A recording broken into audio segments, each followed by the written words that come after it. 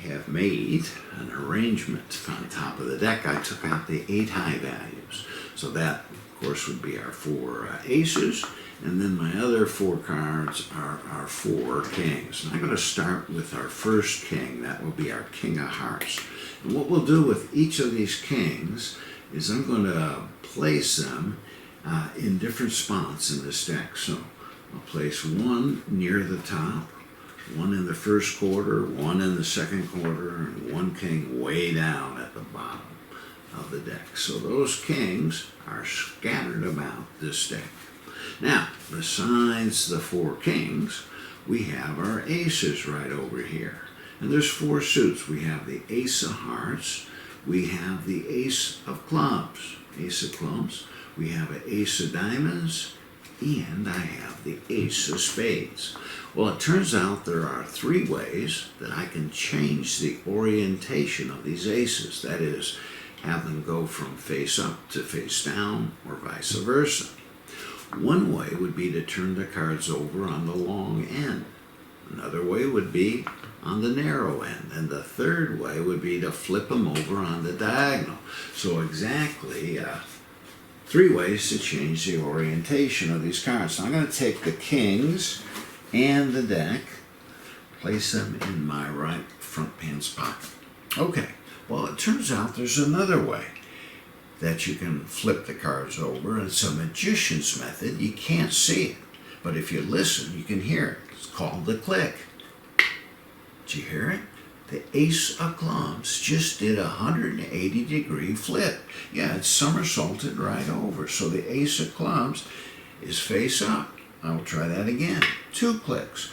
Now the club and the spade flip over. So that's now 2 of the aces. Now another click, and then 3 of them turn face up. And one last click. All 4 of these aces, 1, 2, 3, and 4, are now face up. Now we're not going to use these 3. I'm just going to use the ace of clubs. All right, so you've all heard about magicians using their sleeve, correct? Let me show you how I use my sleeve. And you watch that ace of clubs. You don't have to watch the other 3. I just give the ace of clubs a rub, and I actually switch that ace of clubs for one of the kings in my pocket. All right, so there's our first king. Leaves me 3 aces here in the hand, 3 kings in the pocket. You're going to be watching this ace right here. That's the ace of diamonds here. So don't take your eye off of this top ace here. Now you don't have to watch the other 2, just the diamond, just a rub. And I now switch the ace of diamonds for one of the kings in my pocket. So I've got 2 kings on the table, 2 kings in the pocket, 1, 2 aces left. If I rub twice, it happens twice, leaving me with the 4 kings. Now watch these 4 kings. If I rub them 4 times against the sleeve, I'm back to the aces. I have my ace of hearts, my ace of clubs, my ace of spades, and my ace of diamonds. And if I have my 4 aces right over here, and I do, what the heck just happened to the kings? Well, hands empty.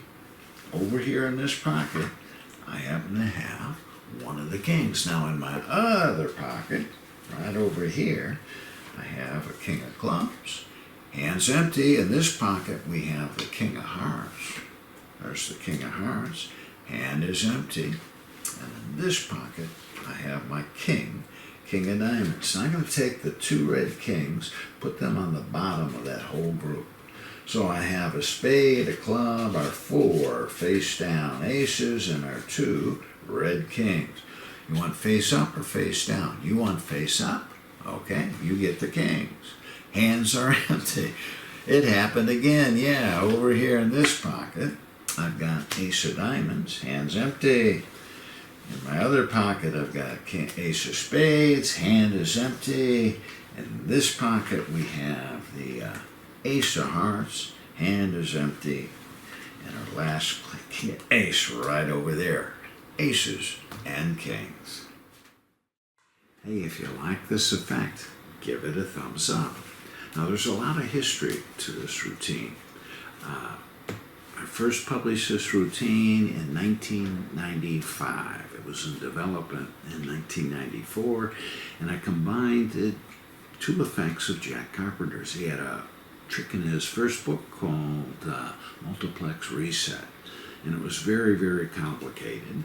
And then a couple years later, he released another effect, and he just called it the Pocket Interchange.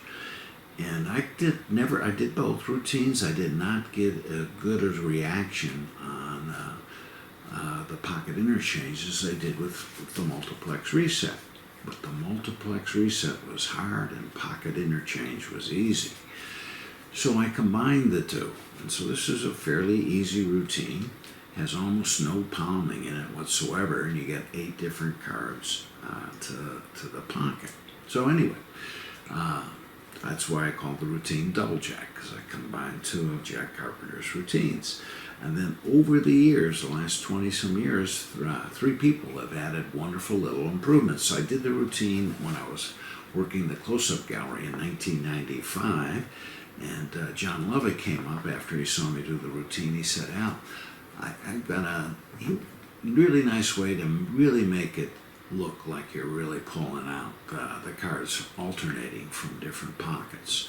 And I added that night right away. So that was a great improvement. And then I had to wait all the way to 2012. I was up at did Magic Fest in Columbus, Ohio in 2012, and Scott Robinson came up and he said, "Al, check out Chris Kenner's book. He's got a real neat version of Reset using a twisting effect." And I looked it up, and Chris was using Roger Smith's Maxi Twist along with Reset. And I said, okay, I can start using that in this routine.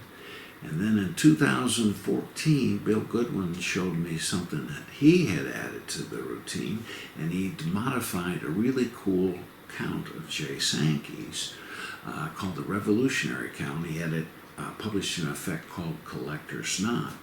And Bill modified that count so it would work with this routine, and I think it really, really enhances the last vanish in the effect.